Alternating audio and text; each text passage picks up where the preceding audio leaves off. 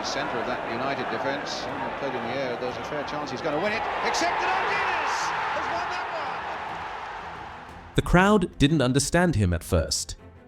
He was quiet, he was small, he moved like the game was in another language. Ossie Ardiles, from Cordoba, Argentina, to Tottenham Hotspur. He didn't arrive to conquer, he came to belong. And somehow, he changed everything. He brought rhythm to chaos, he brought calm to war, he brought poetry to a league built on power. Before Zola, before Bergkamp, before Cantona, there was Ossie. The first foreign World Cup winner to wear the Spurs shirt. They called him lightweight, then they couldn't touch him. They said he'd fade, then he stayed a decade. He didn't chase the spotlight, he rewrote the stage. And long after the boots were gone, the whispers remained. This is the story of the man who made silence sacred. Subscribe if you remember, because legends like this don't shout, they echo. He was born on August 3rd, 1952, Cordoba, Argentina, a place of heat, of weight, of football in the blood. His name was Osvaldo Cesar Ardiles, but on the streets they called him Ossie. He was small, too small, they said, but he moved like the ball was part of him. He joined Instituto Atlético Central Cordoba in 1973, played with urgency, moved with clarity. Then came Belgrano in 1974, then Huracan in 1975. It was at Huracan where the country started to notice. They called him El Piton the Python. Not for how he struck, but for how he slipped through spaces no one else even saw. His feet weren't flashy, they were honest. His game wasn't loud, it was precise. He made 115 appearances there. No scandals, no noise, just midfield mastery. Then one day, a man called Cesar Luis Menotti watched him play. And the rest of Argentina stopped what it was doing. Because Menotti didn't look for superstars, he looked for thinkers. And Ossie Ardiles was already speaking football in full sentences. 1975. He makes his debut for Argentina, not with flair, but with focus. He wore the shirt like it was stitched to his soul. He didn't shout for it, he studied it. By 1978, he was no longer a question, he was the answer. Cesar Luis Menotti chose him not for goals, but for control, not for fire, but for balance. In a tournament of passion, Ossie played with silence. He didn't run the fastest, he thought the quickest. He made 6 appearances in that World Cup, all of them vital, all of them clean. He was the mind next to Mario Kempes's fire. He never scored, he never needed to. He earned 52 caps for Argentina, scored 8 goals. But he was never about numbers. He was about making the game breathe. His passes broke games. His calm broke fear. And when Argentina lifted the trophy for the first time in history, he stood on that podium, not as a star, but as a spine. A boy from Cordoba, now a champion of the world.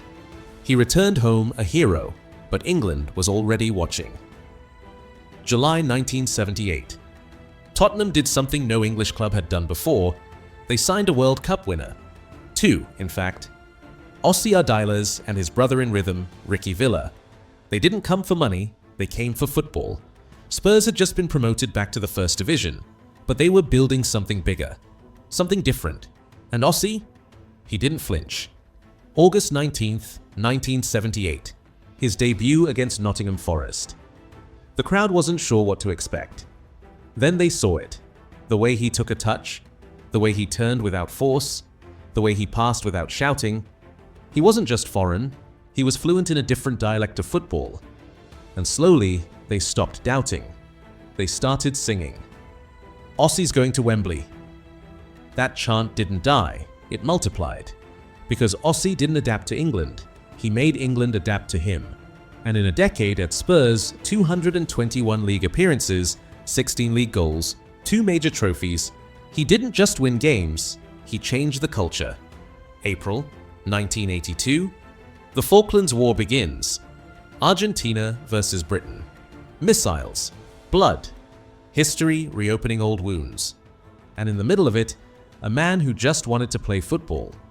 Ossie Ardiles, the Argentine in North London. He wasn't hated, but he became a headline. Every game, every step felt like politics. So Ossie stepped away. Not with anger, with dignity. He accepted a loan to Paris Saint-Germain, 1982-83, a season in exile, a season without home. He never turned bitter, never fired back. When the war ended, he returned to Tottenham in 1983. The crowd welcomed him.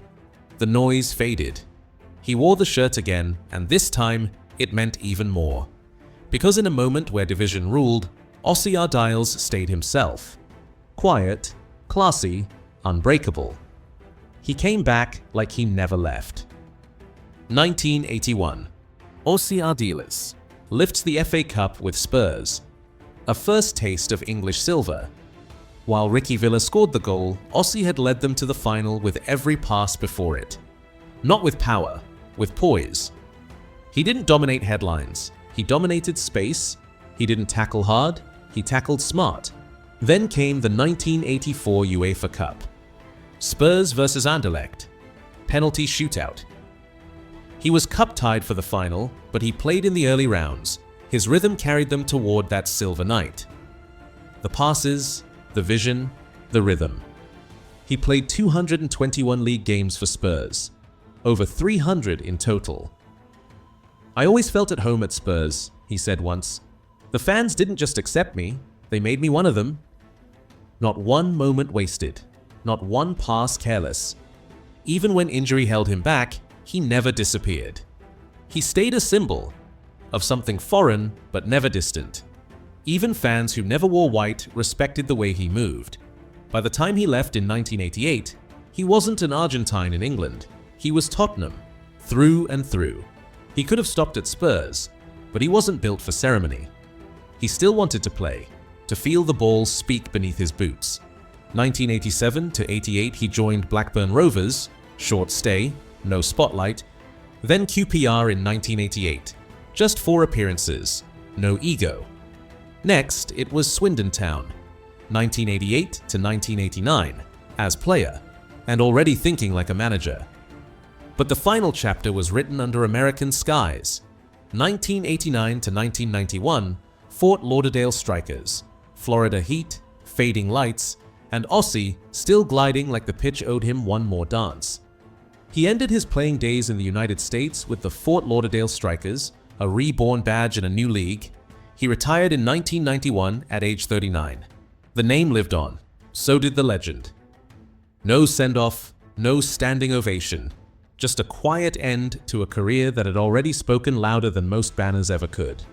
He didn't shout. He didn't throw water bottles. He coached like he played with calm, with control, with clarity. 1989 he became player-manager at Swindon Town. Only 1 year in charge, but he already had the touch. Then came Newcastle United, 1991-1992. A sleeping giant, still restless. Then West Bromwich Albion, 1992-1993. And finally, Tottenham Hotspur. Back home. 1993-1994, the manager now walking where the legend once danced. It wasn't a long reign, but it was real. And it mattered. After Spurs, he crossed borders again. Shimizu S-Pulse, Japan, Club Guadalajara, Mexico, Racing Club, Argentina, Beitar Jerusalem, Israel, Al Ittihad, Saudi Arabia, Tokyo Verdy, and more. No glamour, no empire, just football, everywhere. Because Ossie Ardiles never chased power. He chased the game, and it followed him to every corner of the map. He didn't build a brand, he built trust. He didn't chase headlines, he earned reverence. And long after the boots, after the dugouts, after the travel, one thing stayed true. Tottenham Hotspur never let him go. He became an ambassador, a Hall of Famer. And in 2008, under the White Hart Lane lights, he and Villa stood side by side forever Spurs. A symbol of something rare. Class without noise. He even became a voice in British football media. Always calm, always insightful. He opened the door for every foreign player that followed. In 2009, he was also honored by the National Football Museum and inducted into the English Football Hall of Fame. His place in the game, never in doubt. He didn't shout about his legacy, he made it undeniable. So when they chant, Ossie's going to Wembley, it's not nostalgia, it's scripture. Because Osvaldo Cesar Ardiles wasn't just Spurs, he was the moment England opened its arms to the rest of the world. He made English football beautiful, said one Spurs fan.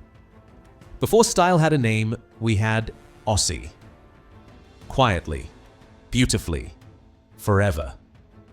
At the new Tottenham Stadium, his face watches from the tunnel, a silent mural among legends. Subscribe if you felt it, comment if you remember the glide. Because legends like this, they don't retire, they echo. In lily white hearts, he never left.